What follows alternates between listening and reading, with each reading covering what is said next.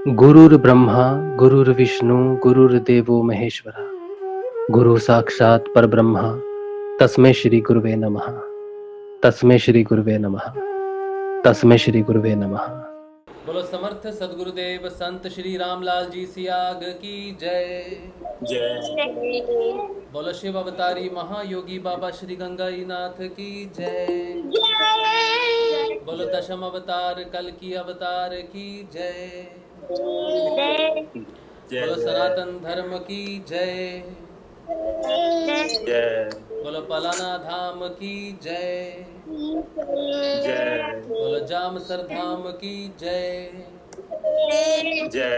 बोलो काजलवास धाम की जय। जय श्री गुरुदेव, जय श्री दादा गुरुदेव। जय श्री गुरुदेव, जय श्री दादा गुरुदेव। जय श्री गुरुदेव, जय श्री दादा गुरुदेव, जय श्री गुरुदेव। चलिए अब जो है शाम को गुरुदेव के सिद्ध योग की बात करेंगे। सिद्ध योग से आने वाले परिवर्तनों की हम बात करते हैं। सिद्ध योग में जो जीवन में परिवर्तन आते हैं, भौतिक जीवन में घटनाएं जो घटती हैं, उनके बारे में बात करते हैं। आज शनिवार है तो आज के दिन तो सिर्फ बच्चों के साथ ही हम बात करते हैं, क्योंकि आज सैटरडे को बच्चों को पतंजलि अष्टांग योग के बारे में हम कुछ जानकारी देते हैं और उनको जानकारी देते हुए हमें भी वो जानकारी मिलती है गुरुदेव के माध्यम से। तो आज हम आगे जो करेंगे पतंजलि अष्टांग योग के सूत्र जो है 21-22 तक हमने कर लिए थे और 23वें सूत्र से आज हम शुरू करेंगे। गुरुदेव हमेशा अपनी स्पीचेस में इस चीज़ का वर्णन करते थे कि हरि नाम के जप के बिना कोई योग की पूर्ति नहीं हो सकती, कोई योग नहीं हो सकता हरि नाम के जप के बिना। ऐसा पतंजलि अष्टांग योग कहते हैं। 23 से 29 सूत्रों में 23 से 29 सूत्र में ऋषि पतंजलि ईश्वर की व्याख्या करते हैं और ईश्वर के जप की व्याख्या करते हैं, ईश्वर की इम्पोर्टेंस की व्याख्या करते हैं। आज हम सूत्र 23 से ही शुरू करेंगे कि क्या कहते हैं पतंजलि ईश्वर के बारे में, ये जानेंगे। ये जो 23वां सूत्र है यही बहुत महत्वपूर्ण है, जो सिद्ध योग को सबसे ऊपर की कैटेगरी में लेके जाता है। बाकी जो दूसरे तरह की साधनाएं हैं, जैसे वैज्ञानिक ये एक तरह की वैज्ञानिक साधना है। पतंजलि अष्टांग योग एक तरह के वैज्ञानिक हैं और वैज्ञानिक दृष्टिकोण से ही उन्होंने ये सूत्र लिखे हैं और उन्होंने सांख्य योग को बेस रखकर इसकी रचना की है। लेकिन सांख्य योग पहले आया तो इसीलिए उसको बेस बनाया उन्होंने, पतंजलि ने। लेकिन सांख्य योग में ईश्वर की व्याख्या नहीं मिलती। इन्होंने एक्स्ट्रा सूत्र लिखे हैं कि ईश्वर भी होना चाहिए, ईश्वर के बिना काम हो नहीं सकता, विज्ञान अधूरा है ईश्वर के बिना। इसीलिए इन्होंने ईश्वर को महत्व देते हुए और गुरुदेव ने इसी चीज़ को पॉइंट आउट किया है कि ईश्वर का बहुत महत्व है। ईश्वर के बिना कोई काम नहीं हो सकता, कोई काम नहीं हो सकता। तो अब जो है हम सूत्र आगे पढ़ेंगे। सूत्र नंबर 23।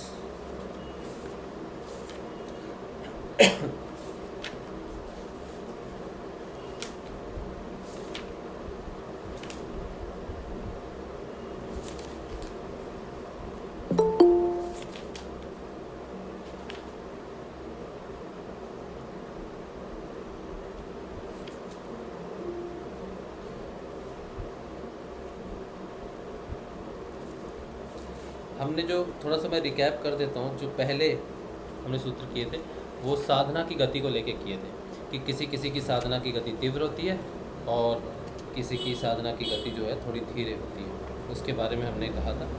अब आगे उस साधना को और ज़्यादा महत्व देने के लिए 23वें सूत्र में बोल रहे हैं।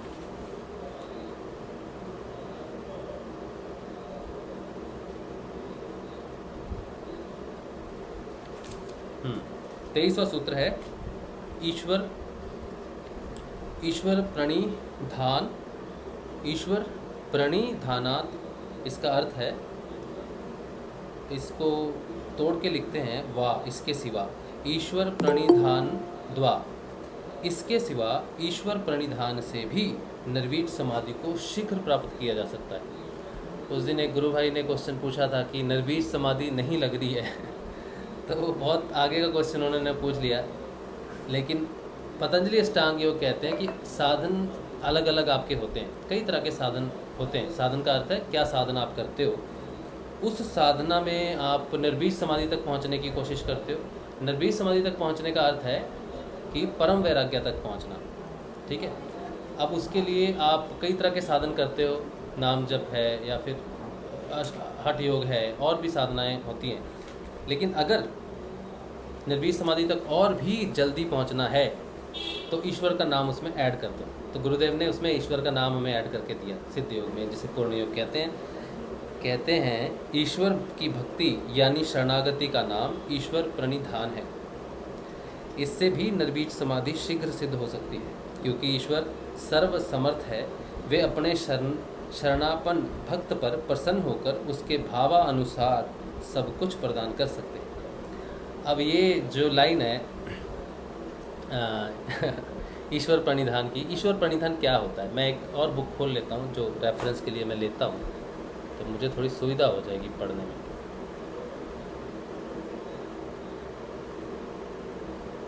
देखो, सारे ईश्वर का नाम लेते हैं, सभी नाम जपते हैं, लेकिन किसी किसी को बहुत तीव्र गति से आगे बढ़ती है साधना, किसी की नहीं बढ़ती। तो कहते हैं यार मैं भी तो नाम जप रहा हूँ, मैं तो 10 साल से नाम जप रहा हूँ, मैं तो 6 साल से नाम जप रहा हूँ, मैं तो 7 साल से नाम जप रहा हूँ, तो मेरे में परिवर्तन क्यों नहीं आ रहा है, या फिर मेरे में वो सारी चीज़ें क्यों नहीं हो रही।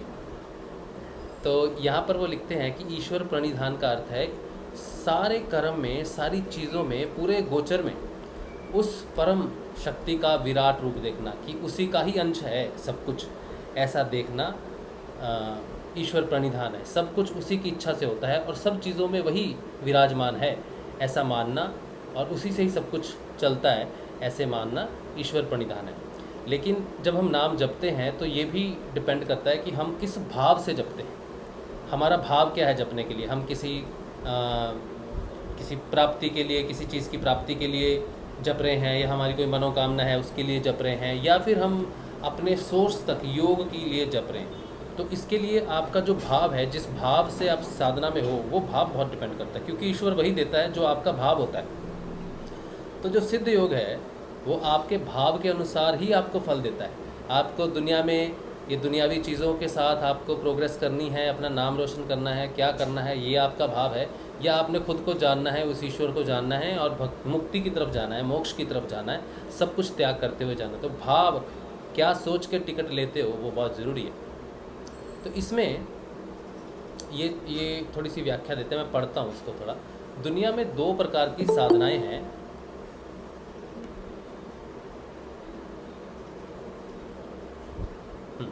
दुनिया में 2 प्रकार की साधनाएं हैं, स्वशक्ति साधना तथा परशक्ति साधना। स्वशक्ति साधना से साधक अपनी ही शक्ति में विश्वास कर अपनी चेतना को जागृत करता है।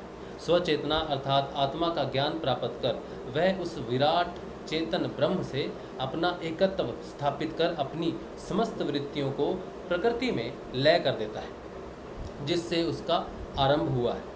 पर शक्ति साधना में भक्ति मुख्य है, इसमें ईश्वर को मुख्य स्थान है। भक्त कहता है मनुष्य गुलाम है, वह कभी मालिक नहीं हो सकता, जीव कभी ईश्वर नहीं हो सकता।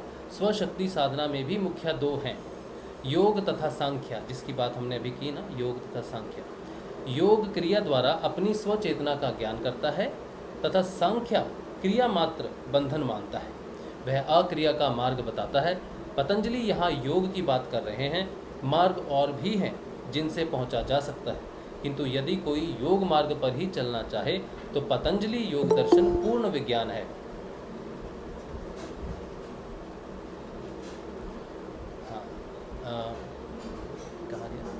पूर्ण विज्ञान है, इसके नियमों एवं विधियों का पालन कर वह पहुंच सकता है, वह मार्ग निरापद है।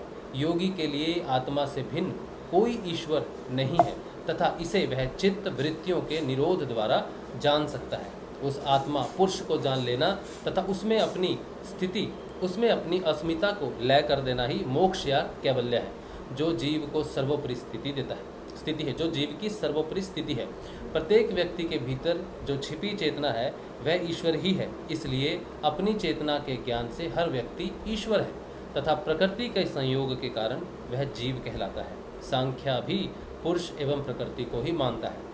जीव ही अंत में उस गुप्त चेतना को प्राप्त कर ईश्वर हो जाता है, अर्थात मनुष्य का पूर्ण रूप से मिलाप ही ईश्वर तत्व है। इसलिए योगी ही अंत में अहम ब्रह्मास्मि कहता है। भक्त ऐसा नहीं कह सकता क्योंकि वे ईश्वर को जीव से भिन्न मानते हैं। किंतु पतंजलि योग साधना में भी ईश्वर शरणागति को महत्वपूर्ण मानते हैं। इन्होंने सूत्र 23 से 29 तक ईश्वर शरणागति, उसका स्वरूप आदि का वर्णन करते हुए बताया है कि इसका प्रयोग करने पर शीघ्र समाधि लाभ प्राप्त होता है। पतंजलि की दृष्टि में ईश्वर भी एक साधन है। शंकराचार्य ने भी ईश्वर को माया कहा है। यह अंतिम नहीं है। इस सूत्र में कहा गया है कि अन्य साधनों से साधक संप्रज्ञात समाधि तक तो जा सकता है, किंतु असंप्रज्ञात समाधि में पहुंचने के लिए प्रयत्न काम नहीं आते। वहाँ सभी क्रियाएं छूट जाती हैं। साधक साधनविहीन हो जाता है कि अब क्या करें। यहाँ आकर उसके रुक जाने की संभावना अधिक बढ़ जाती है। यही मार्गदर्शन के लिए गुरु की आवश्यकता होती है। इससे आगे का मार्ग अक्रिया का है। पूर्ण श्रद्धा की यही आवश्यकता होती है, वरना वह भटक सकता है। यहाँ योग विधियाँ समाप्त हो जाती हैं तथा सांख्या की विधि आवश्यक होती है। इस स्थिति में साधक को केवल दृष्टा या साक्षी बन जाना होता है। इस समय ईश्वर भक्ति अर्थात ईश्वर शरणागति से शीघ्र ही निर्बीज समाधि की सिद्धि होती है। अंत में जो असमिता शेष रह जाती है, जिससे साधक उस आत्मा से भिन्नता का अनुभव करता है, अहम का त्याग से यह भिन्नता समाप्त होकर आत्मा के साथ एक रूप हो जाता है। यहाँ द्वैत समाप्त होकर उसे अद्वैत की स्थिति का अनुभव होता है। जो साधक संप्रज्ञात समाधि में ही रुक जाते हैं, उन्हें इस अद्वैत की अनुभूति नहीं होती। ऐसे ही लोग ईश्वर एवं जीव को भिन्न भिन्न मानते हैं। इसलिए इस अद्वैत की स्थिति अथवा पूर्ण लय की स्थिति में पहुंचने के लिए पतंजलि ने ईश्वर प्रणिधान का महत्व बताया है, जहां पहुंचकर ईश्वर के प्रति संपूर्ण से यह निर्बीज समाधि शीघ्र ही सिद्ध होती है। जो समर्पित नहीं हो सकते, उनका अहंकार जीवित रहता है, जिससे वे ईश्वर एवं आत्मा की भिन्नता का ही अनुभव करते हैं। यही उनकी सबसे बड़ी बाधा है। ऐसे व्यक्ति योग भ्रष्ट कहलाते हैं। उनका पुनर्जन्म फिर होता है। भक्ति में आरंभ से ही समर्पण हो जाता है, जिससे वह अंतिम बाधा नहीं रहती। गीता में इसे विस्तार से समझाया गया है। भक्ति के अंतर्गत 5 प्रकार की मुक्ति बताई गई है: सालोक्य, सृष्टि, समीप्य, सारूप्य तथा सायुज्य। इनमें अंतिम सायुज्य मुक्ति यही अवस्था है। अच्छा, ये जो हमने भी पढ़ा पूरा, ये पतंजलि ने महत्व बताया है कि ईश्वर का कितना महत्व है। अगर हम सोचेंगे कि हम अलग हैं और ईश्वर अलग है, तो ये द्वैत हो जाता है कि मैं अलग सत्ता हूँ और ईश्वर अलग सत्ता है। द्वैतवाद, एकत्व या केवल्य पद तक पहुँचने वाली ये मान्यता नहीं हो सकती। गुरुदेव ने भी कहा कि मनुष्य स्वयं ईश्वर है, लेकिन उसको उसका ज्ञान नहीं है। तो पतंजलि अष्टांग योग में भी पतंजलि भी यही कहते हैं कि ईश्वर मनुष्य ईश्वर ही है, लेकिन कर्मवश भोक्ता, अनुमंता, भर्ता ये सब क्रियाओं में फंसा रहता है कि मैं ये हूँ, मैं वो हूँ, ये हूँ, वो हूँ। अब सांख्या योग जो है वो कहता है कि अगर हम ईश्वर का नाम लेंगे, सांख्या योग ईश्वर को क्यों नहीं मानता? कहते हैं अगर मैं ईश्वर को मानूंगा तो मैं भक्त हो जाऊंगा। ठीक है, ईश्वर का नाम लेने से मैं भक्त हो जाऊंगा, और भक्त होने से वो स्वामी नहीं हो सकता। जो भक्त है वो स्वामी नहीं हो सकता। इसीलिए वो भक्ति मार्ग को हटा देते हैं, अक्रिया मार्ग को चुनते हैं, सब कुछ छोड़ देते हैं। अक्रिया मार्ग का अर्थ है कि आप एक समय तक, एक जगह तक तो आप असेंड कर सकते हो, किसी योग साधना से, किसी मार्ग से, कोई साधन आप करते हो, कोई भी साधन करते हो ईश्वर की प्राप्ति के लिए, एक समय तक आप जा सकते हो। लेकिन एक पॉइंट पे जाते हैं, उससे आगे का कोई मार्ग नहीं है, कोई क्रिया नहीं होती, कोई मार्ग नहीं है, कुछ भी नहीं है। आज्ञा चक्र से सहस्त्रार का कोई कनेक्शन नहीं है, इसीलिए कोई मार्ग नहीं है। आज्ञा चक्र तक पहुंच सकते हैं सारे किसी न किसी माध्यम से। ठीक है, गुरुदेव भी कहते हैं यहाँ तक पहुँचने के 3 मार्ग हैं। ठीक है, लेकिन यहाँ से ऊपर कोई मार्ग नहीं है। तो यहाँ से ऊपर सिर्फ और सिर्फ गुरु ही पहुँचा सकता है।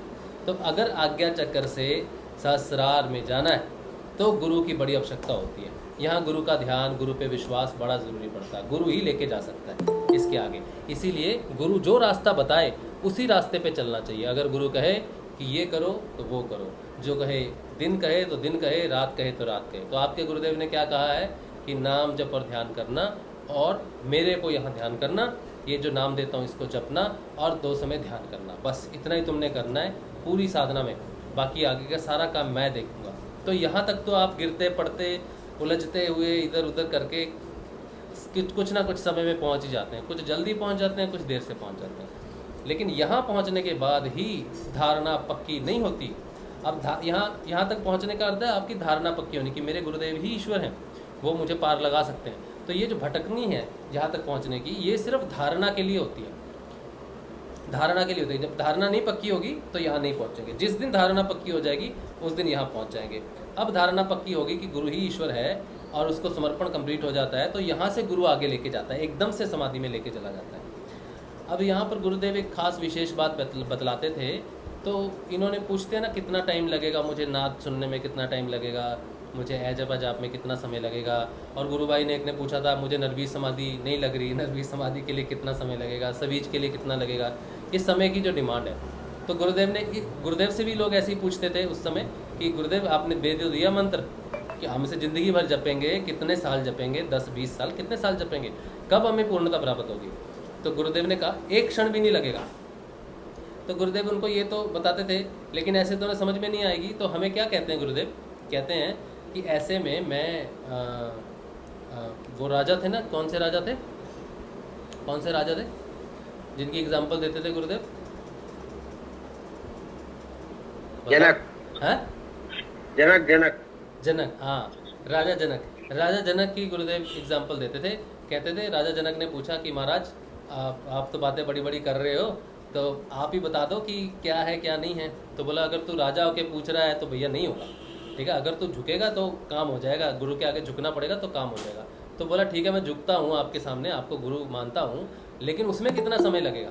तो उन्होंने कहा कि जितने समय में तू घोड़े की एक रकाब में पैर रखेगा और दूसरी में रखने जाएगा, इतने में ही तेरा काम हो जाएगा। इतनी देरी लगेगी कि जितना एक में पैर रखा और दूसरे में रख नहीं पाएगा कि तेरा काम हो जाएगा।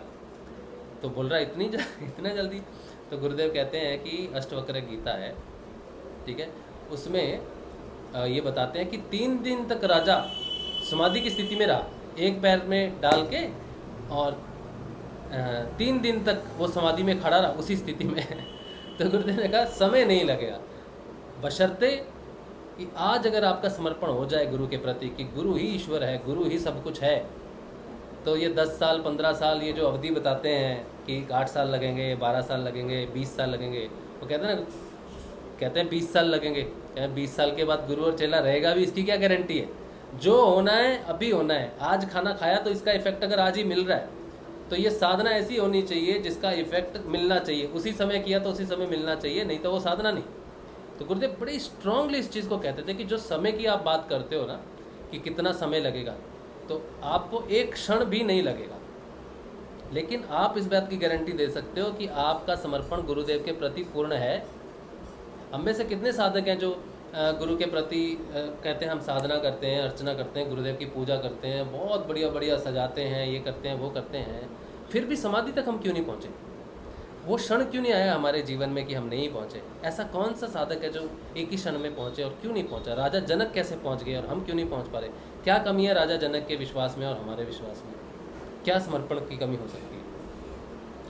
तो राजा डेस्परेट था, बहुत ज़्यादा समर्पण करने के लिए था, उसके पास देने के लिए बहुत कुछ था, समर्पित करने के लिए अपने गुरु को बहुत कुछ था। और उस समय जो अष्टवक्र थे उनकी स्थिति एक तो ऐसी थी, उनके शरीर को देखो, और दूसरी उनकी एज बहुत कम थी उस समय राजा जनक के आगे। उस गुरु के आगे झुकना और उसको सर्व रूप से ईश्वर मानना, ये जनक की सबसे बड़ी खासियत रही होगी। हम जब गुरुदेव को देखते हैं तो लोग आते हैं ना, कहते हैं इनको तो चश्मा लगा हुआ है, ये तो व्हील चेयर पर बैठे हैं, इनको तो खुद ऐसी बीमारी है या खुद ऐसे बीमार हैं। ये सबसे बड़ी बाधा प्रकट हो जाती है। हम उन्हें एक्सप्लेन भी नहीं कर पाते, और क्योंकि हम खुद फंसे हुए हैं उन चीज़ों में कि हाँ हम कैसे एक्सप्लेन करें गुरुदेव को, क्यों? क्योंकि हमारा डाउट है, हम जानना चाहते हैं कि क्या चीज़ है क्या नहीं है। अगर साधक पूर्ण रूप से छोड़ दे सब कुछ, बोला कुछ भी है, गुरुदेव जैसे भी हैं, जैसे भी बैठे हैं, जो भी कर रहे हैं, ये ही सबसे बड़ी चीज़ है, इससे बड़ा कुछ नहीं हो सकता। कुछ साधक कहते हैं कि गुरु के पैरेलल एक शक्ति है। अब जिन्होंने गुरु के पैरेलल ही एक शक्ति तैयार कर दी है, उनके वो कितनी भी भक्ति विश्वास कुछ भी कर लें तो वो दो चीज़ों में हमेशा फंसे रहेंगे। जहाँ पर सिर्फ एक ही है एक के अलावा कुछ भी नहीं है। वो पूर्ण ब्रह्म जो है जिससे आप मिलने जा रहे हो या जो पूर्णता प्राप्त करने जा रहे हो, वो भी तो गुरु की इच्छा से ही प्राप्त कर रहे हो। तो गुरु ही उसके लिए है। तो गुरु सबसे बड़ा हो गया। अगर गुरु सबसे बड़ी चीज़ से मिला सकता है तो वो उससे भी बड़ा हुआ ना, उससे भी बड़ा हुआ वो। तो गुरु सबसे ज़्यादा महान है। अगर आप साधना में हो और आपको कोई इफेक्ट नहीं पड़ रहा आपकी साधना में, आपको कोई फ़र्क नहीं दिख रहा, तो आप राजा जनक वाली एग्जाम्पल गुरुदेव की बार बार सुनना। एक दिन में उसी क्लिप को 5 बार, 10 बार, 15 बार रिपीट करके सुनना कि गुरुदेव क्या कहना चाहते हैं। बार बार यही कहना चाहते हैं कि समय ज़्यादा नहीं लगता। क्या चीज़? क्या बेटा? वो जो क्लिप थी उनकी जो एग्जांपल का था, तो उसके एक बार भेज सकते हैं? हाँ बेटा, वो तो अभी काटना पड़ेगा। वो तो आप क्लिप में आपको ढूंढना पड़ेगा, ठीक है। अच्छा। वो जिस दिन मुझे मिलेगा मैं उस क्लिप को काट लूँगा, ठीक है। काट के मैं शेयर भी करूँगा आपके साथ। होपफुली अच्छा। नेक्स्ट सैटरडे तक मैं आपको शेयर करूँगा वो क्लिप, ठीक है। उसमें वो कहते हैं कि राजा एक रकाब में पैर रख ले, दूसरे में नहीं रख सकेगा, तो समय नहीं लगता इसमें, समय नहीं लगता। समय हमें लगता है। गुरु की तरफ से एक क्षण काफ़ी है, वो तैयार बैठा है, लेकिन हमें समय लग जाता है कई वर्षों का, और लग भी रहा है। हम देख भी रहे हैं हमारे आसपास क्या स्थिति है साधकों की, हमारी खुद की क्या स्थिति है हम खुद देखते हैं। हमारी एक छोटी सी बीमारी, फोड़ा ठीक नहीं हो रहा, शुगर ठीक नहीं हो रही, किसी की कोई बीमारी है वो ठीक नहीं हो रही, बीमारियाँ ठीक नहीं हो रही है। बीमारियाँ ठीक होना तो पहली स्टेज है। कोई भी बीमारी असाध्य नहीं है, ये भी कहते हैं कोई बीमारी असाध्य नहीं है। तुम किसी भी बीमारी में आए हो ठीक हो जाओगे, लेकिन क्यों नहीं हो रहे? तो हमारे समर्पण में या हमारे उसमें कहीं ना कहीं कुछ कमी रहती है। और यही हमारा सफ़र है मूलाधार से आज्ञा चक्र का। हम सारे लिप्त हैं चीज़ों में, हमारी परिवार हैं, हम बहुत चीज़ों में व्यस्त हैं, ठीक है। तो हमें धीरे धीरे उस चीज़ का ज्ञान होता है, इसीलिए हमें समय लगता है। जिस समय राजा जनक की बात आती है, राजा जनक ऐसी स्थिति में थे जहाँ पर उनके पास बहुत सारे ज्ञानी ऑलरेडी थे। उनके पास उम्र का एक अनुभव था, साधनाओं का एक अनुभव था, बहुत सारे अनुभव थे उनके पास। तो उनको समझने के लिए कि समर्पण क्या होता है ज़्यादा समय नहीं लगा होगा। लेकिन हमारे पास तो हमें तो गुरु की डेफिनेशन नहीं पता, ना स्कूल में बताई जाती है, ना माता पिता बताते हैं, कहीं भी हमें पता नहीं चलता। आज तक तो ऐसे ही चला आया है। अब जाके थोड़ा चेंज हो रहा है कि हाँ गुरु की इंपॉर्टेंस क्या होती है। तो उनको पता था कि गुरु अगर सच्चा हो तो उसके आगे झुकने में ही लाभ है। तो हमें नहीं पता कि गुरु सच्चा क्या होता है, क्या देता है, क्या नहीं देता, इसीलिए हमें थोड़ा समय भी लगता है। ये भी हमारी थोड़ी सी प्रॉब्लम है हमारे साथ, ठीक है। तो ये था हमारा 23वां सूत्र, जिसमें ईश्वर प्रणिधान यानी कि ईश्वर ही सब कर सकता है, ईश्वर से ही सारी साधनाएं जो हैं ईजिली चल सकती हैं, ये बताते हैं पतंजलि। उसके बाद 24वें सूत्र में कहते हैं क्लेश कर्म विपाकाशय अपरामृष्ट पुरुष विशेष ईश्वर। कहते हैं क्लेश कर्म विपाक और आशय, इन चारों से जो संबंधित नहीं है, जो समस्त पुरुषों से उत्तम है, वह ईश्वर है। ये बहुत इम्पोर्टेंट है, ये बात बहुत इम्पोर्टेंट है। मैं इसको पढ़ता हूँ आपके साथ, फिर हम इसको समझेंगे। कहते हैं जो क्लेश कर्मों के फल और कर्मों के संस्कार से के संबंध से रहित है तथा समस्त पुरुषों में उत्तम है, वह ईश्वर है। तो ईश्वर कौन है, इसकी व्याख्या करते हैं। ये कहते हैं कि इस सूत्र में पतंजलि ईश्वर की व्याख्या करते हुए कहते हैं कि वह ईश्वर 5 प्रकार के क्लेशों से, अविद्या से, अस्मिता से, राग से, द्वेष से और अभिनिवेश से, और 4 प्रकार के कर्म से। 4 प्रकार के कर्म कौन से हैं? पुण्य, पाप, पुण्य और पाप से मिले हुए तथा पुण्य और पाप से रहित। और उसके बाद कहते हैं कर्म विपाक। कर्म विपाक का अर्थ है कर्मों का फल, तथा कर्मों के आशय यानी कि कर्मों के संस्कार जो जमा हो जाते हैं के संबंध से रहित है, जबकि जीव का इनसे अनादि संबंध है। इन विकारों से युक्त को ही जीव कहा जाता है, किंतु ईश्वर का इनसे कोई संबंध नहीं है। ये सब विकार प्रकृतिजन्य गुणों के अधीन है और उसी से होते हैं। यहाँ पर ये जो किताब है थोड़ी सी ख़राब है, मतलब उसका ठीक से नहीं हुआ, तो हम दूसरी किताब में रेफरेंस लेते हैं, फिर इसको समझेंगे, ठीक है। इसमें ये बहुत महत्वपूर्ण सूत्र है।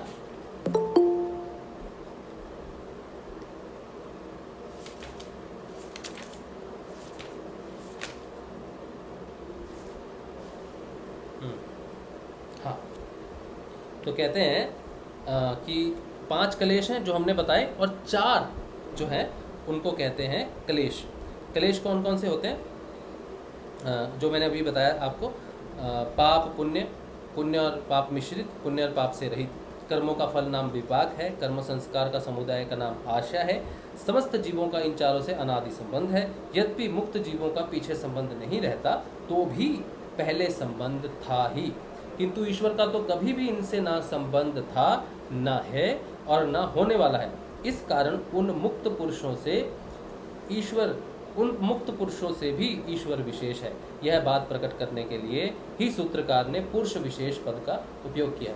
अब वो ईश्वर की महानता बताते हैं कि हम ईश्वर क्यों महान है। सोचो, आप कोई पुरुष है, वो कर्म करता है और वो मुक्त होके चला जाता है, ईश्वर में विलीन हो जाता है, फिर भी पुरुषों में जो मुक्त हो गए हैं उनमें भी जो उत्तम है वो ईश्वर है, क्योंकि ईश्वर ने कभी भी कोई कर्म किया नहीं, कर्मों का फल कभी भोगा नहीं और कर्मों का आशय संचय कभी हुआ नहीं। तो वो महान ईश्वर जो कभी कर्मों में लिप्त नहीं था, कभी प्रकृति के गुणों में लिप्त नहीं था, वही महान ईश्वर है। तो ईश्वर की विशेषता और उच्च स्थिति बताते हैं कि पुरुषोत्तम राम कहते हैं ना, पुरुषों में उत्तम राम। राम को प्रभु क्यों मानते हैं? राम ईश्वर है तो उनको पुरुषोत्तम कहते हैं। पुरुषों में उत्तम यानी कि स्वयं ईश्वर जो कभी कर्मों में लिप्त नहीं होता। तो आप ये कह सकते हो कि राम कभी कर्मों में लिप्त नहीं हुए किसी भी प्रकार से। ठीक है, ये स्थिति बताते हैं पुरुषोत्तम ईश्वर की, इसीलिए राम का नाम विशेष माना जाता है, इसीलिए उन्हें पुरुषोत्तम कहा जाता है। ये शब्द बहुत महत्वपूर्ण है। उसके बाद कहते हैं ईश्वर की विशेषता का पुनः प्रतिपादन करते हैं। फिर से वो बोलते हैं तन्न निरीति शयम सर्वज्ञ बीजम। कहते हैं उस ईश्वर में सर्वज्ञता का बीज अर्थात ज्ञान निरीतिशय है। इसका अर्थ सुनते हैं। अरे नेटवर्क चला गया। चलो, जय श्री गुरुदेव। बेटा ये ना आज थोड़ा कनेक्शन का प्रॉब्लम हो गया। जय श्री गुरुदेव। तो अपन अभी शुरू करते हैं। यूट्यूब पे मैंने अभी रीलॉन्च किया है। तो पहला सूत्र आपने पूरा सुन लिया ना बेटा? ये दूसरा सूत्र से शुरू कर रहा था अंकल, लास्ट का थोड़ा सा रह गया था। लास्ट में मैंने कहा ना वो श्री राम उत्तम है। श्री राम तक सुन लिया था? श्री राम पुरुषोत्तम उत्तम है। नहीं अंकल, हाँ सर, हाँ अंकल, यहाँ तक तो सुन लिया था। हाँ, श्री राम पुरुषों में उत्तम है, इसीलिए ईश्वर का नाम है, इसीलिए राम को ईश्वर माना जाता ना। इसके आगे का नहीं सुना। इससे आगे शुरू करेंगे। ठीक है, 24वां सूत्र भी शुरू करेंगे। तो 2 मिनट में हम देखते हैं यूट्यूब पे कितना लॉगिन हो सकता है। ओके।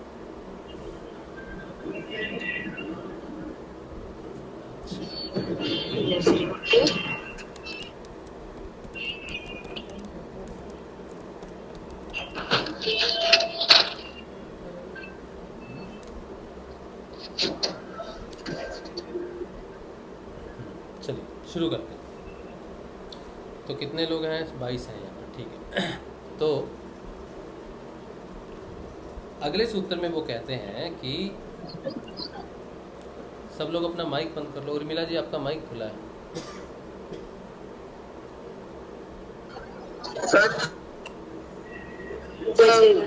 बोलना चाह रही थी मैं कुछ। हाँ जी, बोलिए बोलिए। आज ना दीपशिका का ऑपरेशन हुआ है, उसका गॉल ब्लैडर निकाला गया। क्या निकाला गया? Gall bladder. उनको प्रॉब्लम थी कोई?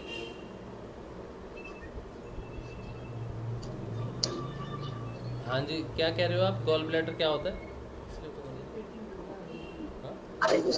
स्टोन। हाँ जी, गुरु बहन क्या हुआ आपको? दीपशिका जी हैं? गॉल ब्लैडर निकाली गई है इनकी बेटी के। ओहो, तो कब से था ये प्रॉब्लम आपको? अभी ठीक है? ऑपरेशन हो गया? ठीक ठाक हो गया ऑपरेशन? आज हुआ है, अभी एडमिट है वो। ठीक ठाक हो गया उर्मिला जी ऑपरेशन इनका? हाँ वैसे ठीक है, अभी तो ज्वाइन भी हो गया। ओह अच्छा अच्छा, चलिए रेस्ट कीजिए गुरु बहन, आप रेस्ट कीजिए। हाँ जी, रेस्ट कीजिए आप। बाद में बात करेंगे, आप ठीक हो जाइए। और गुरुदेव का नाम जब तो आप कर ही रहे हो तो आप नाम जाप करते रहो, ठीक है गुरुदेव का। ओ एडमिट है, चलिए ध्यान रखिए। विशाल एक मिनट कमल जी, एक मिनट। विशाल भाई, आप गुरु बहन का ध्यान रखिए। और गुरुदेव की फोटो तो है ही उनके पास। हाँ है ना। हाँ जी टेक केयर विशाल, टेक थिएटर में भी गुरुदेव मेरे साथ ही गए थे। हाँ वो तो साथ ही रहते हैं हमेशा, अपने शिष्यों के साथ ही रहते हैं हमेशा। ऑपरेशन जब खत्म हुआ ना तब मुझे लगा कि मैं किसी मेडिटेशन से बाहर आई हूँ। अच्छा मुझे लगा ही नहीं मेरा ऑपरेशन हुआ है। अच्छा अच्छा। चलिए अभी आप ठीक फील कर रहे हो? हाँ थोड़ा ठीक है। चलो ठीक है, रेस्ट करो, आप रेस्ट करो। ठीक है, जय श्री गुरुदेव। ओके विशाल, जय Shri Gurudev. Take care of. जय श्री गुरुदेव। ये दीपशिका गुरु बहन है, ये सारे सेशंस में हमेशा आती हैं, कोई सेशन आज तक इन्होंने मिस नहीं किया। योगेश जी ने कभी आज तक कोई सेशन मिस नहीं किया, दीपशिका गुरु बहन ने आज तक कोई सेशन मिस नहीं किया। तो हमेशा गुरु के सेशन में, गुरु के सत्संग जहाँ भी होता है, सिर्फ इसी में नहीं, और जितने भी सेशंस होते हैं गुरुदेव के, अलग अलग गुरु भाई करते हैं, सबको अटेंड करती हैं, सब जगह, और भी बहुत कुछ वो हमेशा लगी रहती हैं गुरुदेव की तरफ, गुरुदेव को पाने के लिए। तो आज उनका ऑपरेशन है, गुरुदेव ने जरूर कोई ना कोई बड़ी समस्या से निजात दिलाई है उनको। कई बार देखो बहुत ज़रूरी हो जाता है, ऑपरेशन बहुत ज़रूरी होता है। गुरुदेव कहते हैं मैं साइंस, मैं विज्ञान को, मेडिसिन को कभी ठुकराता नहीं, क्योंकि बाहर का डॉक्टर और अंदर का डॉक्टर दोनों मिलके ही काम होता है। तो बाहर के डॉक्टर की भी हमें ज़रूरत पड़ती है जीवन में। मैंने भी आज अपने सारे टेस्ट करवाए हैं, और सारे टेस्ट करवाए हैं तो मेरा कोलेस्ट्रॉल वगैरह लेवल जो था वो आगे से इम्प्रूव है। और 16 mm का स्टोन निकला मुझे। क्या है ये? स्टोन है? 16 mm का स्टोन है। ये कहाँ पर था? एक गॉल ब्लैडर में सिंगल स्टोन था मुझे। एक ओहो। मिनट, विशाल से बात कीजिए। अच्छा अच्छा।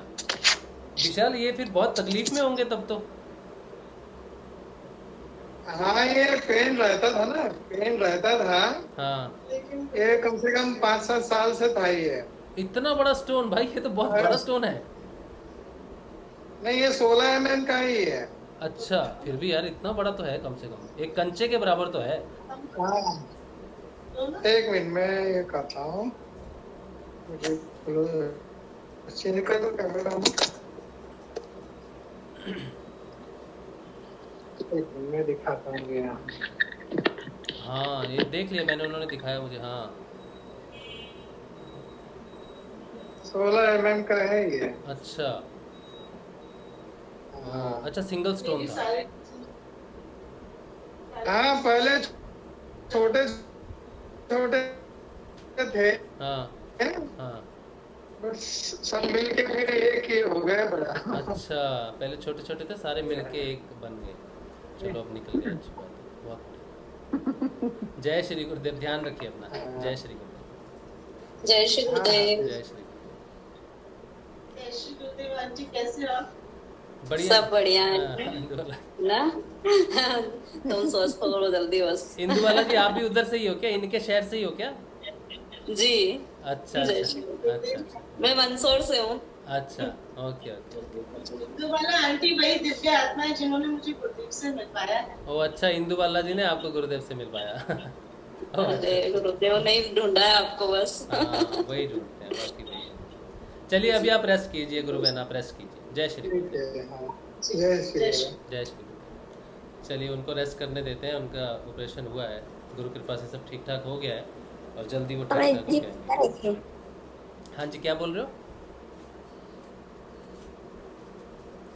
चलिए अब जो है आगे बढ़ते हैं गुरुदेव के इस कार्यक्रम में, सत्संग में आगे बढ़ते हैं, सभी को इसका लाभ हो। ईश्वर की व्याख्या करते हैं, 24वें सूत्र में कहते हैं, उस ईश्वर में सर्वज्ञता का बीज अर्थात ज्ञान निरीतिशय है। इसका अर्थ है जिससे बढ़कर कोई दूसरी वस्तु हो वह सतिशय है, सातिशय है। जिससे बढ़कर कोई वस्तु हो उसे सातिशय कहते हैं, और जिससे बड़ा कोई न हो वह निरीतिशय है।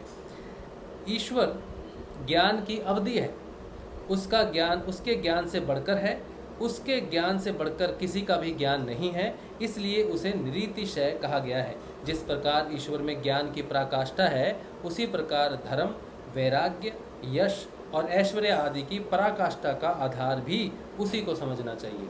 तो कहते हैं भैया गुरुदेव की कोई लिमिट नहीं है, ठीक है, वो सारे ज्ञान से बढ़कर है। अगर हम सोचें कि गुरुदेव ये ज्ञान प्राप्त हो, वो ज्ञान प्राप्त हो, या ज्ञान, तो गुरुदेव ज्ञान से भी बढ़कर है। अगर गुरुदेव प्राप्त हो जाएं तो फिर किसी ज्ञान की जरूरत नहीं है। गुरुदेव सबसे ऊपर है, ईश्वर सबसे ऊपर है। ईश्वर का, गुरुदेव का प्राप्त होना ही सबसे बड़ी प्राप्ति है जीवन की। अच्छा, फिर कहते हैं और भी उसकी विशेषता का प्रतिपादन करते हैं। और विशेष क्या है ईश्वर में? पहले में कहा कि ईश्वर सर्वोत्तम है, कर्मों से हमेशा निर्लिप्त रहता है। दूसरा कहा कि ईश्वर का ज्ञान ही सबसे उत्तम है, वो ज्ञानों का ज्ञान भंडार है, उसकी कोई लिमिट नहीं है उसके ज्ञान की, तो वो सारे ज्ञान से उत्तम है। दूसरे में उन्होंने ये कहा। तीसरे सूत्र में क्या कहते हैं, वह ईश्वर सबके पूर्वजों का भी गुरु है क्योंकि उसका काल से अवच्छेद है। तीसरे में कहते हैं कि सर्ग के आदि में उत्पन्न होने के कारण सबका गुरु ब्रह्मा को माना जाता है, परंतु उसका काल से अवच्छेद है। ईश्वर स्वयं अनादि और अन्य सबका आदि है, वह काल की सीमा से सर्वथा अतीत है, वहाँ तक काल की पहुँच नहीं है क्योंकि वह काल का भी महाकाल है। अब जो हमारे आज गुरु भाई नरहरि भाई हैं, वो आज महाकाल उज्जैन के मंदिर में उनके दर्शन करने गए हैं, तो वो कहते हैं क्योंकि वह काल का भी महाकाल है, इसीलिए वह संपूर्ण पूर्वजों का भी गुरु यानी सबसे बड़ा, सबसे पुराना और सबको शिक्षा देने वाला है। तो पहले सूत्र में उन्होंने कहा कि ईश्वर सब कर्मों से विमुक्त है, कर्मों के फल से विमुक्त है, वो सबसे ऊंचा पुरुषोत्तम है। दूसरे में कहा कि वो निरीतिशय है, यानी कि सब ज्ञानों से भी बड़ा वो ज्ञानी है, उसके ज्ञान से बढ़कर कुछ नहीं, वो ही सबसे बड़ा है। तीसरे में कहा कि वो पूर्वजों का भी पूर्वज है, पूर्वजों का भी गुरु है, यानी कि हम ब्रह्म से उत्पत्ति अपनी अगर मानते हैं तो वो ब्रह्म का भी पूर्वज है क्योंकि उसका काल से अवच्छेद है। किसी काल में हम ये नहीं कह सकते कि उस काल में ईश्वर हुआ था या उसमें हुआ था। ईश्वर सदैव है, सदैव से ही है। उसका सदैव से होने का अर्थ है कि वो हमेशा से है, हमेशा से ही हमेशा रहेगा। तो काल से भी आगे उनकी व्याख्या करते हैं ईश्वर की, कर्मों से विमुक्त, ज्ञानियों का ज्ञानी और काल से भी आगे महाकाल है। फिर कहते हैं ईश्वर की शरणागति का प्रकार बतलाने के लिए उसका अब उसकी शरणागति में जाना है। ऐसे ईश्वर को हमने शरणागत करना है कि हे ईश्वर, हम तेरी शरण में हैं, हम कैसे तेरे को शरणागति करें या हम कैसे तेरी आराधना करें, तेरी साधना किस नाम से करें, तुझे किस नाम से पुकारें, ये बता। तो पतंजलि आगे बताते हैं कि तस्य वाचकः प्रणव, कहते हैं उस ईश्वर का वाचक प्रणव ओमकार है। गुरुदेव कहते हैं ना, इस सारी सृष्टि की रचना ओम तत्सत ओम से हुई है, तो ओम उसका प्रणव है, यानी कि ओ प्रणव को भी ओम ही कहते हैं, ओम ही उसका सूचक है या ओम से ही हम उसको बुलाते हैं।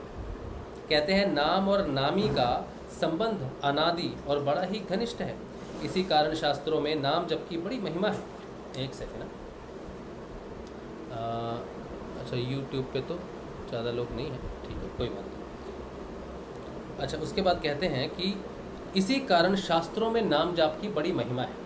हर शास्त्र में नाम जाप की महत्ता को बताया गया है। गुरुदेव ने की नाम जपो नाम जपो नाम जपो नाम जपो। कोई पूछता था ये नहीं हो रहा, बोला नाम जपो, ये नहीं हो रहा भैया नाम जपो। तो गुरुदेव ने सबसे विशेष कहा कि इस नाम को जपोगे तो उस बीमारी से नहीं मरोगे जिसको डॉक्टरों ने असाध्य बता दिया।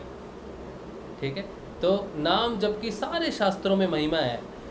जो सिखिज़्म है उसमें भी नाम जपने को कहते हैं कि हर समय नाम जपो, क्योंकि वो तो पूरा गुरु के बेस्ड है पूरा धर्म सिखिज़्म। ठीक है, हालांकि मुश्किल सिखिज़्म में क्या आ रही है कि नानक कहते हैं भांग दतूरा नानका उतर जाए प्रभात, नाम कुमारी नानका चढ़ी रहे दिन रात। तो गुरुदेव कहते हैं कि सिख समझ नहीं पा रहे हैं कि नानक ने कहा तो है कि नाम कुमारी है, लेकिन आ नहीं रही क्यों। ठीक है, तो सिखिज़्म में वो चीज़ है, लेकिन उनको भी वो चीज़ नहीं मिल रही जब तक वो अनुसरण नहीं करेंगे गुरु की वाणी का, उसको धारण नहीं करेंगे, तब तक परिवर्तन आना मुश्किल है। ठीक है, तो नाम जप की बड़ी महिमा है, ऐसा सारे धर्म कहते हैं। सारे ग्रंथों में इस बात की पुष्टि की गई है कि नाम जप से ही ईश्वर को प्राप्त किया जा सकता है, नाम जप से बड़ा कोई यज्ञ नहीं होता। फिर कहते हैं गीता में भी जप यज्ञ को सब यज्ञों में श्रेष्ठ बतलाया गया है। यही गुरुदेव कहते थे। ओम उस परमेश्वर का वेदोक्त नाम होने से मुख्य है, इस कारण यहाँ उसी का वर्णन किया गया है। इसी वर्णन से श्री राम, श्री कृष्ण आदि जितने भी ईश्वर के नाम हैं उनके जप का भी महात्म्य समझ लेना चाहिए। कहते हैं ईश्वर का नाम बतलाकर अब उसके प्रयोग की विधि बतलाते हैं। तो पहले 3 सूत्रों में उन्होंने कहा ईश्वर कर्म से मुक्त है, पुरुषोत्तम है। दूसरे में कहा कि ईश्वर ज्ञानियों का भी ज्ञान है, सर्वज्ञानी है और वो निरीतिशय है, उसके अलावा उससे बड़ा, निरीतिशय का अर्थ है उससे बड़ा कोई नहीं। तीसरे में कहते हैं कि वो कालों का भी काल, महाकाल है, अनादि है, अनंत है, हमारे पूर्वजों का भी पूर्वज है, सबका पूर्वज है, ब्रह्म का भी गुरु है, सबका गुरु है वो ईश्वर। फिर चौथे में आके वो कहते हैं कि उस ईश्वर को अगर पाना है, उस ईश्वर की अगर भक्ति करनी है, अगर शरणागति करनी है, तो उसका नाम जपना पड़ेगा। वो नाम कौन सा है? ओम। ओम को कहते हैं। फिर उसके बाद कहते हैं कि और भी ईश्वर के नाम हैं जिससे उसको पुकारा जाता है, जैसे श्री राम, श्री कृष्ण। तो आपको जो गुरुदेव ने मंत्र दिया वो प्रणव हटा दिया। गुरुदेव ने कहा इसके आगे पीछे कोई प्रणव नहीं लगाना, जैसा मैं कहता हूँ वैसा ही जपना। तो उन्होंने आपको बीज मंत्र दिया, प्रणव नहीं लगाया, ईश्वर के नाम का महत्व बताया उन्होंने। तो आपको जो मिला वो संजीवनी मंत्र है, जो कृष्ण नाम का महात्म्य बताता है आपको। ठीक है।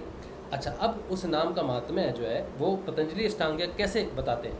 कहते हैं तजप्पः तजप्पः तदर्थ भावनम, उस ओमकार का जप, उसके अर्थ स्वरूप परमेश्वर का चिंतन करना चाहिए। अच्छा, 1 मिनट, ये सूत्र नंबर है अपना, ये है 29, ये है 28। 1 मिनट।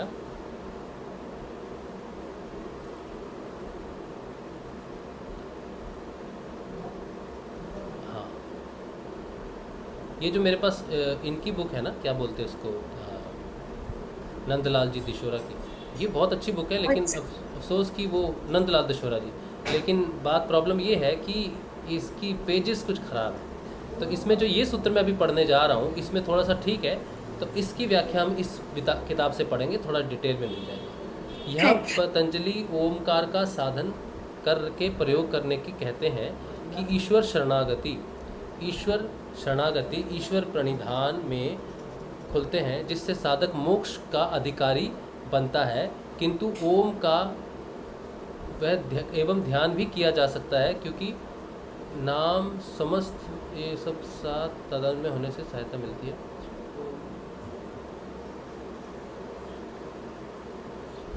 ओमकार के जप के साथ ही उसके अर्थ स्वरूप परमेश्वर का चिंतन भी करने से चित्त की एकाग्रता शीघ्र होकर वृत्तियों के लय की प्रक्रिया पूर्ण हो जाती है। मैं एक बार इसको पढ़ता हूँ, फिर हम इसकी बात करेंगे। ठीक है। कहते हैं अन्य किसी मंत्र अथवा नाम स्मरण से केवल मन मजबूत होता है, किंतु ओमकार के जप और उसके स्वरूप का ध्यान करने से मन विसर्जित होता है। इसलिए जप और ध्यान के लिए यह सर्वोत्तम विधि है। निर्वीज समाधि के लिए ईश्वर शरणागति तथा ओमकार का जप और ध्यान का सर्वाधिक महत्व पतंजलि ने स्वीकार किया है। ईश्वर की सत्ता अर्थात उस चेतन सत्ता को सभी धर्मों ने स्वीकार किया है, चाहे नाम, स्वरूप, गुणों आदि के वर्णन में भिन्नता हो। ये धर्म हिंदू, मुस्लिम, ईसाई कुछ भी हो, ईश्वर में विश्वास करते हैं। भक्ति, तंत्र, सूफी साधना आदि बिना ईश्वर के ही हो नहीं सकती। योग ऐसी विधि है जिससे बिना ईश्वर के भी साधना संभव है, किंतु पतंजलि ने इन 5 सूत्रों में ईश्वर की आवश्यकता अनुभव की कि इससे निर्वीज समाधि की शीघ्र उपलब्धि होती है। जो साधक बिना ईश्वर शरणागति के चलते हैं, उनका अहंकार अधिक बढ़ जाता है एवं बिना अहंकार को गिराए और कुछ हो जाए, किंतु अद्वैत की उपलब्धि किसी भी स्थिति में नहीं हो सकती। धर्म में सर्वोपरि उपलब्धि अद्वैत ही है। भारतीय धर्म सूफी, तांत्रिक, थियोसफी आदि की मान्यता अद्वैत की ही है। द्वैतवादी धर्म अधूरे हैं, अतः योग की पूर्णता भी ईश्वर के बिना संभव नहीं है। अच्छा, इसमें थोड़ा सा गड़बड़ है, तो अब मैं इसमें पढ़ता हूँ, ये चीज़ थोड़ी सी और डिटेल में समझेंगे। ठीक है बेटा, फिर हम इसको रिपीट करेंगे। इसमें कहते हैं कि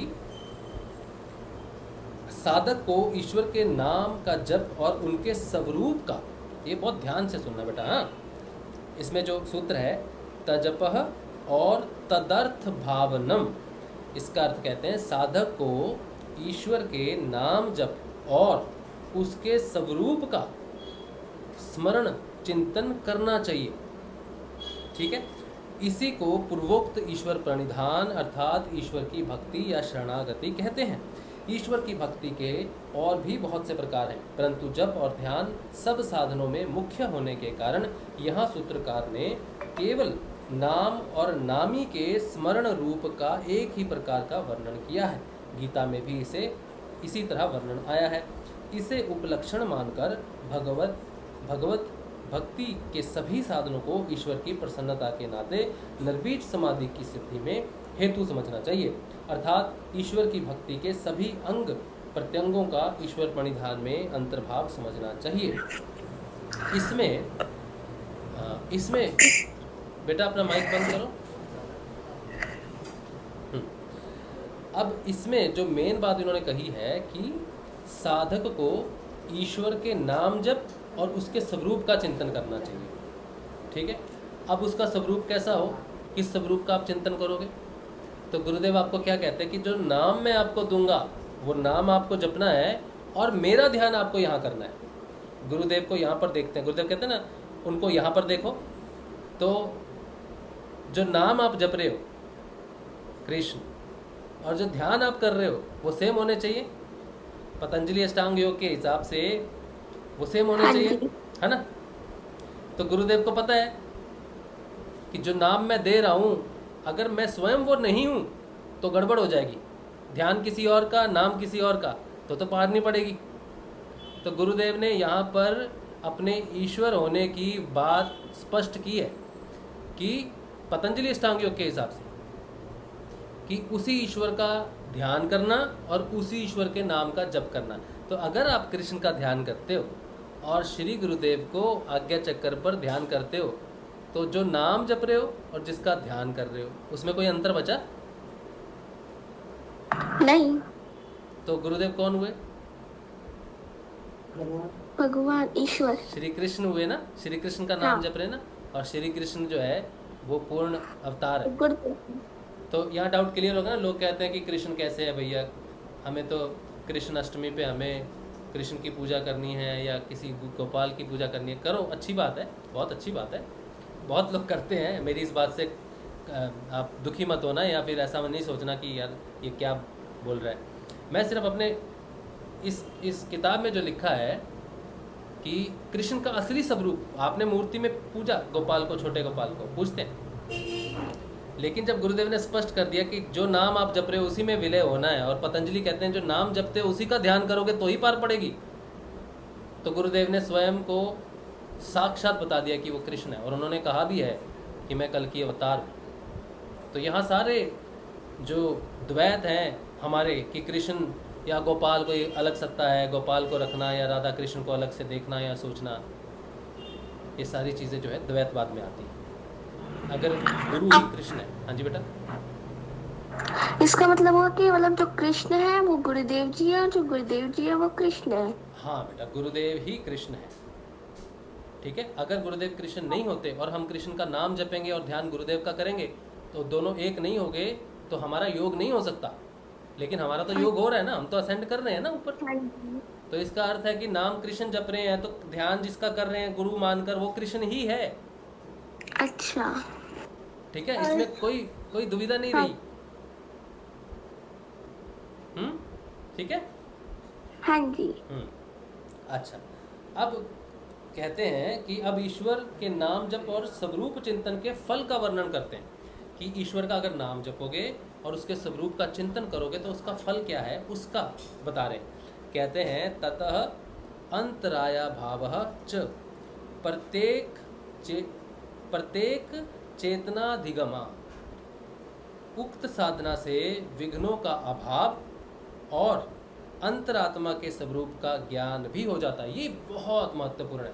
गुरुदेव ने इस बात की साफ पुष्टि की है अपने सेशंस में कि पतंजलि कहते हैं कि ईश्वर के नाम जप और ध्यान से विघ्नों का अभाव होता है और अंतर आत्मा स्वरूप का ज्ञान होता है। इसको मैं फिर से कह रहा हूँ। गुरुदेव कहते हैं, पतंजलि ऋषि मेंशन करते हैं कि गुरु के नाम जप से और उनके ध्यान से, ईश्वर के नाम जप से और उनके ध्यान से विघ्नों का अभाव होता है और स्वरूप का ज्ञान होता है। इसका अर्थ है कि हमारे जीवन में जितनी भी समस्याएं हैं, चाहे वो आदि दैहिक, आदि दैविक या आदि भौतिक हो, वो उस ईश्वर के नाम जप और ध्यान से दूर हट जाती हैं। किसी न किसी माध्यम से हमें उनसे छुटकारा प्राप्त हो जाता है और हमें अपने स्वरूप का ज्ञान प्राप्त होता है। मुसीबतों से छुटकारा और अपने स्वरूप का ज्ञान, यही तो महत्वपूर्ण है। और क्या है जीवन। कहते हैं कि अगले 2 सूत्रों में जिन विघ्नों का वर्णन विस्तार पूर्वक किया गया है, ईश्वर के भजन स्मरण से उनका अपने आप नाश हो जाता है और अंतरात्मा के यानी कि दृष्टा के स्वरूप का ज्ञान होकर कैवल्य अवस्था भी उपलब्ध हो जाती है। अतः यह निर्वीज समाधि की प्राप्ति का बहुत ही सुगम उपाय है। तो उन्होंने कहा है कि ईश्वर के ध्यान से निर्वीज समाधि जल्दी लगती है। तो जिस भाई का प्रश्न था कि निर्वीज समाधि नहीं लग रही, आप नाम जप में विशेष ध्यान रखो और गुरु ही ईश्वर है, इस बात की मान्यता लेके चलो, तो आपको जल्दी ही जो विघ्न है उनका अभाव हो जाएगा। अगर विघ्न नहीं होंगे तो साधना और तीव्र गति से चलेगी और अपना ज्ञान स्वरूप सामने आएगा, और अपना ज्ञान जब होगा तब निर्वीज समाधि जल्दी आपको प्राप्त हो जाएगी। ये 29वें सूत्र में कहते हैं। 30वें सूत्र में वो आगे के दो जो ये है क्या बोलते हैं इसको, विघ्न है, उनका वर्णन करते हैं। तो विघ्न जो है, मैं थोड़ा सा देख लेता हूँ इसको। अच्छा, जो विघ्न है, 2 नहीं है, विघ्न कितने होते हैं? विघ्न 10 होते हैं, 9 होते हैं शायद। हाँ, तो आगे विघ्नों का बताया गया कि कौन कौन से विघ्न हैं जो हमें प्रॉब्लम देते हैं, जिनकी वजह से हमारी साधना में जो है वो अटकी रहती है साधना। किन 9 विघ्नों के कारण हमारी साधना अटकती है, उसको 30वें सूत्र में बताते हैं। लेकिन आज हम ये 30वां सूत्र नहीं करेंगे, क्योंकि आज हम इस सूत्र को रखना चाहते थे कि ईश्वर का वर्णन क्या किया है। तो 7 सूत्र, 23 से 29, यानी कि कितने सूत्र हो गए? 7 सूत्रों में ईश्वर का वर्णन किया। पहले सूत्र में क्या वर्णन किया? पहले सूत्र में क्या वर्णन किया? बोलो।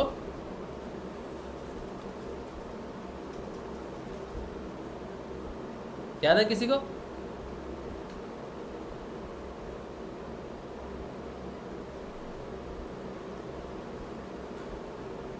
ईश्वर निरीतिशय है। ईश्वर निरीतिशय है, उसके ज्ञान से बड़ा कोई ज्ञान नहीं। वो काल से भी बड़ा है, महाकाल है, उससे बड़ा कोई नहीं। ठीक है। और दूसरा कोई नहीं, पुरुषोत्तम। पहले में जाना कि उससे बड़ा कोई नहीं। वो पुरुषों में उत्तम है, वो कर्मों से हमेशा मुक्त था, मुक्त है, मुक्त रहेगा, वो कभी कर्मों नहीं फंसता, वो पुरुषोत्तम है, ठीक है। तो पुरुषोत्तम किसको कहते हैं? श्री राम को, श्री कृष्ण को, पुरुषों में उत्तम, है ना। तो पहले में कहते हैं कि वो कर्मों से मुक्त है, सबसे उत्तम है, पुरुषोत्तम है, वो ईश्वर है। दूसरे में आके कहते हैं कि वो ज्ञानियों से सबसे बड़ा ज्ञानी है, निरीतिशय है, ठीक है। तो उसका ज्ञान सबसे बड़ा है, उसके जैसा दूसरा कोई नहीं, वही सबसे ऊपर है। तीसरे में कहा कि कालों का भी महाकाल है, समय में उसको नहीं बांधा जा सकता, वो समय से भी परे है, ठीक है। फिर उसके बाद कहा कि ऐसे ईश्वर का ध्यान कैसे करें, तो उन्होंने कहा ऐसे ईश्वर को ओम से ध्यान कर सकते हैं, ठीक है। गुरुदेव ने कहा सारी सृष्टि की रचना ओम से हुई है, तो उन्होंने कहा फिर और उसका ध्यान किया जाए, उसके स्वरूप का। तो गुरु ही उसका स्वरूप है, और जो गुरु जो मंत्र देता है वही गुरु मंत्र होता है जो ईश्वर की प्राप्ति करता है। तो गुरुदेव ने आपको कृष्ण का मंत्र दिया और अपना ध्यान करने के लिए कहा। इसका मतलब है जो मंत्र जो दिया जाता है और जिसका ध्यान किया जाता है वो दोनों सेम होने चाहिए, ठीक है, ईश्वर ही होने चाहिए। तो गुरु का ध्यान करना और कृष्ण का मंत्र जपने का अर्थ है गुरु ही ईश्वर है, सर्वोत्तम है, ईश्वर है, ठीक है, ये दिया। उसके बाद उन्होंने कहा कि ध्यान करने से क्या होता है। ध्यान करने से हमारे जीवन में जितनी भी समस्याएं हैं, जितने भी विघ्न हैं, उनका अभाव हो जाता है। कितने प्रकार के विघ्न हैं? 9 प्रकार के विघ्न हैं, जिनको हम अगली बार देखेंगे कि ऐसी कौन सी समस्याएं हैं जिनसे हमें छुटकारा मिलता है नाम जप करने से। अगर हम नाम जप करते रहें तो वो कौन सी 9 समस्याएं हैं जिनसे हमें छुटकारा मिलता है, ये हम आगे देखेंगे, ठीक है। ये आज हमने ईश्वर के बारे में जाना। तो मुझे उम्मीद है कि आपको ईश्वर के बारे में और गुरुदेव के बारे में अभी कोई डाउट नहीं रहा होगा कि गुरु कौन है, नहीं, है ना। क्लियर। चलो, बहुत बढ़िया बेटा। चलिए, ये आज यहीं पे रखते हैं और इस सेशन को, क्योंकि बच्चों के लिए है, आप इसको रिपीट करके भी सुन सकते हो। जो नहीं समय पे सुन पाते किसी वजह से, वो बाद में सुने, इसलिए हम इस सेशन को छोटा रखते हैं, 1 घंटे का रखते हैं। 8 बज चुके हैं। बच्चों, अगर आपका कोई प्रश्न हो आज के सेशन में तो आप पूछो। आप कुछ कहना चाहते हो या कुछ पूछना चाहते हो तो पूछो। अंकल, मुझे एक चीज पूछनी है। हाँ जी बेटा, पूछो। अंकल, जैसे आपने बताया, जैसे जो भी जिसका भी नाम जप रहे हैं तो उसी का ही ध्यान लगाना चाहिए, यानी अगर ईश्वर का नाम जप रहे हैं तो ईश्वर का ही ध्यान लगाना चाहिए।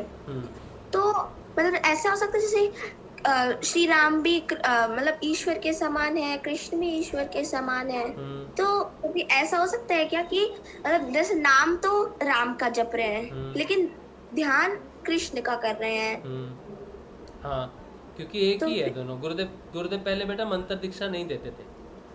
गुरुदेव क्या कहते अच्छा। थे, मुझे देखो यहाँ पर, मतलब गुरुदेव को देखो वहाँ पर, और राम राम जपो। अच्छा अपनी दादी जी से पूछना, ठीक है। ठीक तो है। पहले गुरुदेव राम देते थे, कहते राम जपो, तो राम जपने से और उनका ध्यान करने से काम होता था। अच्छा बस फिर इतने समय। हाँ, गुरुदेव पहले राम का नाम ही देते थे बेटा। अच्छा हाँ, राम जपो और मुझे ध्यान करो। तो गुरुदेव और राम में कोई फर्क नहीं हुआ, हाँ सब क्योंकि बराबर। दोनों सेम होने चाहिए, नाम जप और ध्यान, है ना। और हाँ। उसके बाद उन्होंने ओपन कर दिया मंत्र कृष्ण का, बोलते हैं ये कृष्ण का जपो और मेरा ध्यान करो, और फिर भी काम बन रहा है। तो राम और कृष्ण का दोनों का नाम जपने से और गुरुदेव का ध्यान करने से काम हो रहा है। हाँ तो राम यानी सब कृष्ण और गुरुदेव में कोई अंतर नहीं। नहीं, कोई नहीं। हाँ, तो राम बड़ा उत्तम नाम है बेटा। आप मेडिटेशन करोगे ना तो वो प्रकट होते हैं, राम नाम प्रकट होता है, श्री कृष्ण का नाम प्रकट होता है, ओम प्रकट होता है। अगर गुरुदेव के ध्यान में दम है, गुरुदेव कहते हैं ना, अगर मुझ में क्षमता है तो काम हो जाएगा। ये छोटी बात नहीं कही उन्होंने। इसका अर्थ है कि अगर मैं ही ईश्वर हूँ तो ओम भी प्रकट हो जाएगा अपने आप अंदर से। कई ध्यान में बोलते हैं ना, ओम ओम करने लगते हैं ना, अंदर से प्रकट हो जाता है ओम, हाँ है ना। जी। फिर कोई मंत्र जपने लगता है, कोई देवी का मंत्र, किसी का मंत्र, सारे मंत्र प्रकट होने लगते हैं। तो गुरुदेव के ध्यान से, गुरुदेव के ध्यान के मंथन से, जैसे सागर मंथन से चीजें निकलनी शुरू हो जाती है ना सागर से, हाँ। वैसे ही गुरुदेव का ध्यान करने से मन के अंदर से राम नाम का उच्चारण, ओम नाम का उच्चारण, कृष्ण के नाम का उच्चारण, शिव के नाम का उच्चारण, शंभू का उच्चारण, सारी चीज़ों का उच्चारण होना शुरू हो जाता है। गणपति का उच्चारण, सारे बीज मंत्रों का उच्चारण शुरू हो जाता है, अलंकारों का उच्चारण शुरू हो जाता है। तो गुरुदेव ऐसे हैं जिनमें सब कुछ समाप्त है, सब कुछ समाहित है। अच्छा तो गुरुदेव का ध्यान करने से राम का नाम, कृष्ण का नाम सब प्रकट होता है। तो गुरुदेव सर्वोपरि ईश्वर है। ठीक है। ठीक है बेटा। जय श्री और गुरुदेव। राम कृष्ण और गुरुदेव में कोई अंतर नहीं। ठीक है। अच्छा, और कोई बच्चा कुछ पूछना चाहता है? बढ़ेगा, किसी को कोई प्रश्न हो तो पूछ सकते हैं, इसी चीज़ से संबंधित, अलग नहीं जाना सेशन से। इसी सेशन में जो हमने आज बात की, इसमें कोई बड़ा बच्चा ही गुरुदेव का हम सब बड़े बच्चे ही हैं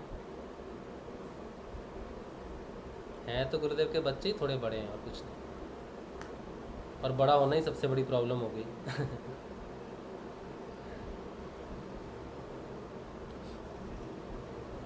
भैया जी।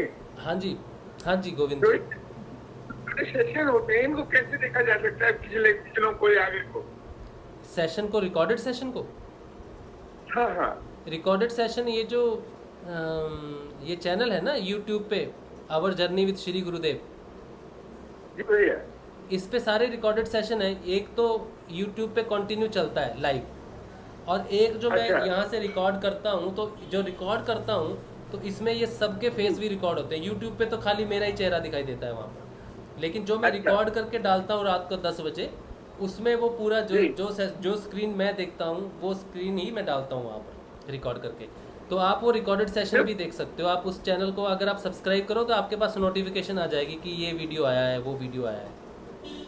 भैया जैसे पिछले सेशन है ना अपने, हाँ जी। परसों का सेशन था। कौन सा? परसों का सेशन, डे बिफोर यस्टरडे। हाँ, वो देखना चाहे तो? हाँ, वो आप चैनल पे जाओगे ना, डेट के अनुसार दिया रहेगा वहाँ पर, उस डेट के अनुसार दिया रहेगा। इवनिंग मेडिटेशन दिया रहेगा एक तो लाइव में, और एक दिया रहेगा रिकॉर्डेड अपलोडेड सेशन में दिया रहेगा। हमारे गुरुदेव जैसा कोई नहीं, एक प्ले लिस्ट बनाई हुई है मैंने, तो जितने भी सेशन में अपलोड करता हूँ तो उस प्ले लिस्ट में चले जाते हैं। तो वो प्ले लिस्ट मैं आपके साथ शेयर कर दूंगा, उसको आप ओपन करोगे तो उसमें सारे सेशंस आ जाएंगे, हर रोज़ का एक सेशन आ जाएगा उसमें।